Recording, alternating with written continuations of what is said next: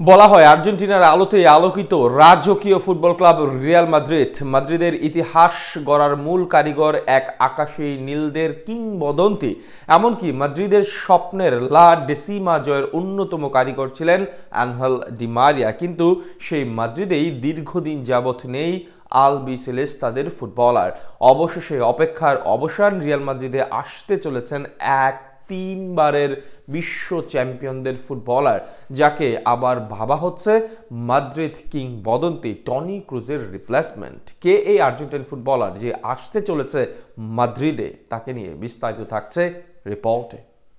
এবার আর্জেন্টিনার এক তরুণ ফুটবলারকে পেতে উঠে পড়ে লেগেছে ইউরোপ জায়ান্ট রিয়াল মাদ্রিদ। অথচ কিছু মানুষ বলে থাকেন রিয়াল মাদ্রিদ নাকি আর্জেন্টিনা ফুটবলারদের গোনাতেও ধরেন না, কিন্তু তাদের এই ধারণাকে ভুল প্রমাণ করতে চলেছেন ফ্লোরেন্টিনা পেরেজ।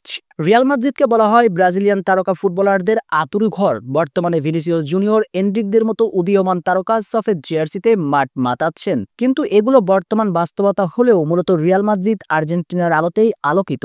রিয়াল মাদ্রিদ ইতিহাসের সর্বকালের সেরা ফুটবলার আলফ্রেড ডি স্টিফানো সেটা প্রতিটি রিয়াল ভক্তই এক বাক্যে মেনে নেন। মাদ্রিদ ইতিহাস একা হাতে গড়েছেন এই কিংবদন্তি। এছাড়া রিয়াল মাদ্রিদের স্বপ্নের লা ডেসিমা জয়ের অন্যতম কারিগর ছিলেন আনহেল ডি মারিয়া। চ্যাম্পিয়ন্স লিগের 10ম শিরোপা ডি মারিয়ার কল্যাণে ঘরে তুলতে পেরেছিল মাদ্রিদ। সঙ্গত কারণে মাদ্রিদ আর্জেন্টাইনদের কাছে অনেক বেশি ঋণী। যদিও আর্জেন্টাইনদের আরেক কিংবদন্তি লিওনেল মেসির সঙ্গে মাদ্রিদের সম্পর্কটা অনুকূল পর্যায়ে। এক লিওনেল মেসি যেন ছিলেন মাদ্রিদ সমর্থকদের সারা জীবনের কান্না। রাতের পর রাত রিয়াল মাদ্রিদকে নিয়ে ছেলেখেলা করতেন মেসি। সে কষ্টগুলো এখনো ভুলে যেতে পারেন না মাদ্রিদ সমর্থকরা। সঙ্গত কারণেই আর্জেন্টাইনদের সাথে মাদ্রিদের সম্পর্কটার ইতি ঘটেছিল। তবে সুসম্পর্কটা আবারও নতুন করে জোড়া লাগাতে চলেছেন বিস্ময় বালক নিকো পাজ। যদিও নিকোর বেড়ে ওঠা সান্তিয়াগো বার্নাবিউতেই। সর্বশেষ চ্যাম্পিয়ন্স লিগে এই ফুটবলার ছিলেন রিয়াল মাদ্রিদের স্কোয়াডে, কিন্তু সব সামর্থ্য থাকা সত্ত্বেও তাকে যথেষ্ট প্লেইং টাইম দিতেন না কার্লো আনচেলত্তি। কিন্তু সে তো আর্জেন্টাইন, শরীরে ডিয়েগো ম্যারাডোনার ডিএনএ।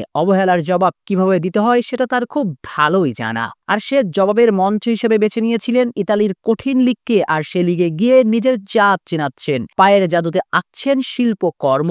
পাবলো পিকাসো যেমন করে ইতিহাস লিখতেন পাথর খোদাই করে, আর নিকো লিখছেন কোমর জার্সিতে সবুজের গ্যালিচাতে। কি নিখুঁত পাসিং, ড্রিবলিং, সঙ্গে আছে দুর্দান্ত সব ফিনিশিং। কোমর জার্সিতে ইতালিয়ান সিরি আতে শেষ ম্যাচেও করেছেন কি নিদারুণ এক গোল। আর এই গোলের মধ্য দিয়ে চলতি মৌসুমে 6 গোলের পাশাপাশি নামের পাশে আছে 4খানা অ্যাসিস্ট। অর্থাৎ 23 ম্যাচ খেলেই করে ফেলেছেন 10 গোল কন্ট্রিবিউশন। এই পরিসংখ্যান দেখলে যে কেউ বলবে এটা একজন ফরওয়ার্ডের পারফরম্যান্সের গ্রাফ। না, নিকো মূলত একজন মিডফিল্ডার। কোমর জার্সিতে দুটি ভিন্ন ভিন্ন পজিশনে পারফর্ম করেছেন, কখনো সেন্ট্রাল মিডে, কখনো অ্যাটাকিং মিডেও খেলেছেন।